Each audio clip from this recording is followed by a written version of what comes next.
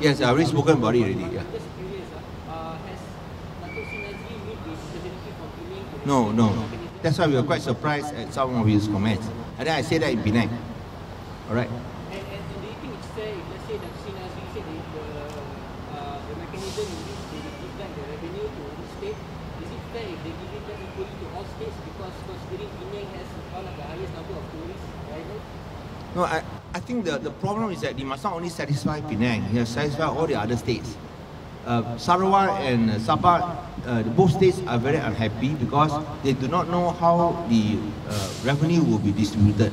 So I had suggested earlier that we want to get Sabah and Sarawak to accept this formula. What you need to assure them is that all monies collected from Sarawak, you must return them back to Sarawak to promote tourism. I think if you give that assurance, the acceptance level will be higher. So that should be the case for all states? Yes, definitely. I mean, we are all, have the same rights under the federal constitution. Let's discuss this. I don't want to talk about hypothetical situation. I'll revert to what I said earlier. I think convince the states to come on board by giving them the assurances. Any sums collected from that state shall be returned to that respective state. I think that's the best. So then every state will come on board. If that happens, will you agree to abolish the Penang? No, that's separate. That's separate. Wouldn't there be double tax then on the? No, I mean you have to pay twice. The one that is double tax is the federal government, because we started our fee first. We started our fee first. Then the federal government followed suit. And I think even the hoteliers in Penang, they feel that the sums that the state collected is very small, and we have actually invested in tourism projects, and you can see the results of that investment because tourism has increased. I mean, quite markedly in Penang.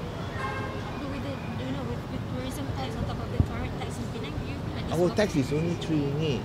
Yeah, Our levy, I won't use the word. The word. I don't use the word tax or levy.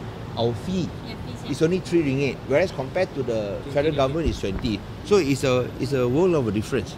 So I think the issue should be about this tourism tax that is to be imposed. How would it help to improve and promote tourism in the respective states? He did mention that the money would be given back to the states. Yeah, but I think that is the mechanism. I think we are not aware of the mechanism. That's why I said I do not want to comment further. I will still go back to what I said just now. Let's have discussions, and then to get every state to come on board, I think this assurance will be very important. That whatever is collected will revert back to the states, to the respective states, and let's have consultation. Do you think it's a bit hasty by Sabah and Sarawak to oppose the tax without proper negotiations? No, I think you must look at it from your point of view, because they have not been informed. Number one, how will they benefit? Number two, will the money that collected from their states will it go back to them? And then number three, I think they are not consulted. I think that is why they are very unhappy. You must know that every state feels the same, but more so for Sabah and Sarawak, because they have certain inalienable rights as one of the 3 states that established Malaysia. So I think they have certain rights which we don't have. But I think every state government should be consulted.